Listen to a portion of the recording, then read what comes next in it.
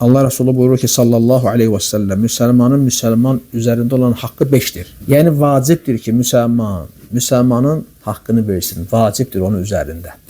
Birincisi salamı qaytarmaq. İkincisi xəstəni ziyarət etmək. Üçüncü cənazənin ardınca getmək, yəni cənazəni təqib eləmək. Dördüncü dəvət etsə icabət etməyin, toya çağırır, əqiq məclisi və s. və həmçinin asqırdığı zaman yarhamkallah deməsi. Bunlar bir müsəlman üzərində olan haqqıdır. Müsəlmanlar üzərində olan haqlarındandır. Yəni vacibdir. Bu haqları əda eləməlisən. Sənin boynundadır. Salam verdin, salamı qaytar qardaş. Bəzi adam var, küsür kimləsə salamını qaytarmır. Niyə qardaş? Və kiməsə xoşu gəlmir, salam verib qaytarmır. Sən salamı qaytar. De ki, salam vermək müstəhəbdir, amma salam almaq vacibdir axı. Haqdır. Dedə "Selamun aleykum" deməlisən, "Və aleykumussalam". Və ya məsələn xəstə ziyarəti. Bir də görürsən, eşidirsən filan qardaş 3 gün, 5 gün yoxdan xəstəymiş.